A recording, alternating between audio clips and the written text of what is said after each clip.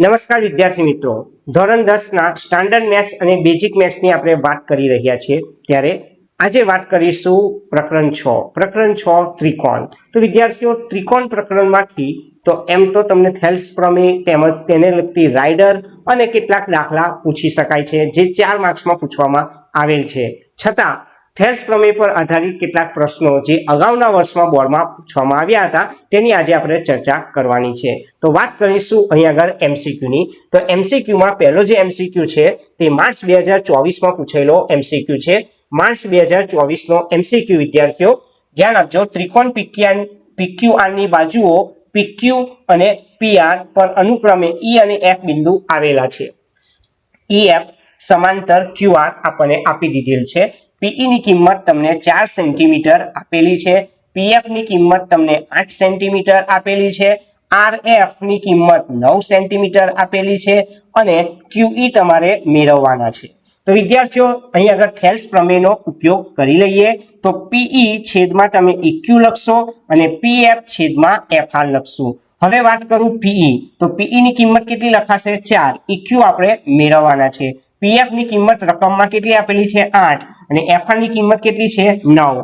Cross ગુણાકાર કરું એટલે 8 ઇક્યુ બરાબર 4 નવા 36 તમારે લખવા પડશે. માટે ઇક્યુ બરાબર 36 ના છેદમાં કેટલા લખાશે? 8.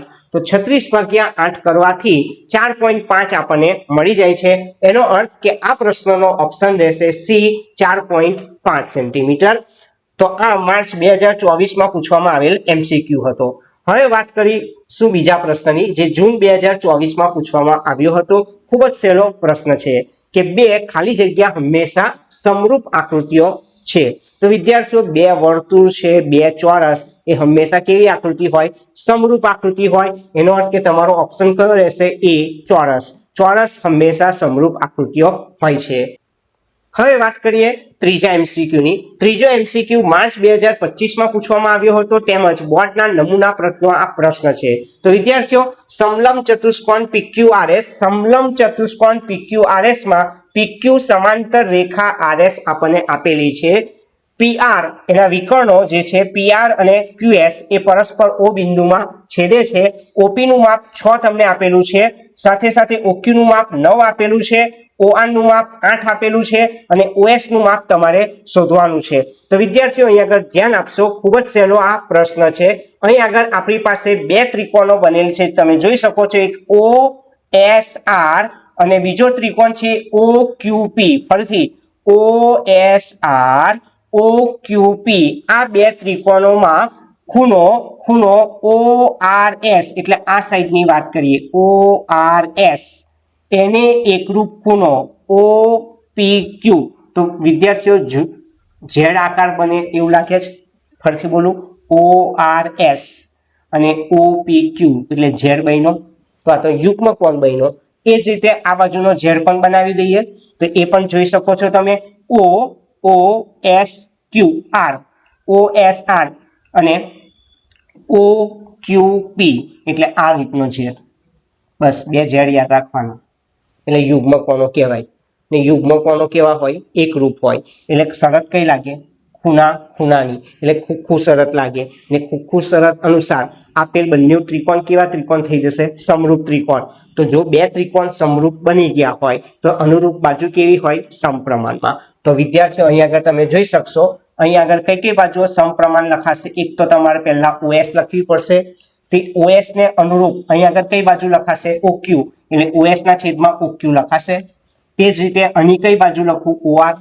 તો એને અનુરૂપ પેલા ત્રિકોણની કઈ બાજુ લખાશે? OP. ફરીથી એક વખત કહું, આ ત્રિકોણની બાજુ જો OS લખતા હોય તો પેલા ત્રિકોણની બાજુ OQ લખો, અને OR લખતા હોય તો અહીં કઈ લખશો? OP. એટલે કે અનુરૂપ બાજુઓ સમપ્રમાણમાં હોય. બે ત્રિકોણ સમરૂપ હોય તો અનુરૂપ બાજુ સમપ્રમાણમાં હોય. હવે વાત કરીએ OS અને OQ. તો OS તો શોધવાનો છે. OQ ની કિંમત મને 9 આપેલી છે. વાત કરું આ બાજુ તમે OR. તો OR ની કિંમત કેટલી છે? 8. અને OP ની કિંમત કેટલી છે? 6. ક્રોસ ગુણાકાર કરી નાખીએ એટલે 6 OS ને 8 નવા 72. તો 72 ભાગ્યા 6 કરો તો 12 6 72. એનો અર્થ કે OS ની કિંમત કેટલી મળશે? 12 સેન્ટીમીટર. તો આ રીતના પ્રશ્નો પણ બોર્ડમાં પૂછવામાં આવે છે. એનો કે ત્રીજા એમસીક્યુ નો જવાબ રહેશે 12. હવે વાત કરીએ ચોથો એમસીક્યુ, જે બોર્ડમાં પૂછવામાં આવ્યો હતો કે અહીં આગળ વિદ્યાર્થીઓ એક શરત જ આપી દીધેલી છે, ખૂબ જ સહેલી શરત છે, જૂન 2025માં પૂછવામાં આવી હતી કે કોઈ એક ત્રિકોણના બે ખૂણા અનુક્રમે બીજા ત્રિકોણના બે ખૂણાને સમાન હોય. એક ત્રિકોણના બે ખૂણા ને બીજા ત્રિકોણના પણ બે જ ખૂણાને સમાન છે, તો બે ત્રિકોણો સમરૂપ થઈ ગયા. તો કઈ શરત? તો બંને ત્રિકોણના ખૂણાની વાત કરેલી છે, એટલે શરત કઈ લખાશે? ખૂણો ખૂણો, એટલે ખૂ શરત અનુસાર તે ત્રિકોણો કેવા ત્રિકોણ કહેવાશે? સમરૂપ ત્રિકોણ કહેવાશે. તો વિદ્યાર્થીઓ આ વાત કરી ત્રિકોણ ચેપ્ટરના MCQ જે અગાઉની વર્ષમાં બોર્ડમાં પૂછવામાં આવ્યા હતા. આ ચેપ્ટરમાંથી પ્રમેય અને પ્રમેય આધારિત દાખલાઓ જ તમને 4 માર્ક્સમાં પૂછવામાં આવે છે. તો જો વિદ્યાર્થીઓ તમને આ વિડીયો પસંદ આવ્યો હોય તો તેને લાઈક કરશો, ઉપરાંત તમારા વિદ્યાર્થી મિત્રોને તે શેર કરશો, સાથે સાથે ચેનલને સબસ્ક્રાઇબ કરશો. અને નેક્સ્ટ વાત કરીશું પ્રકરણ 7 એટલે કે યામ ભૂમિતિની. હવેના પછીના વિડીયોમાં આપણે ચર્ચા કરીશું.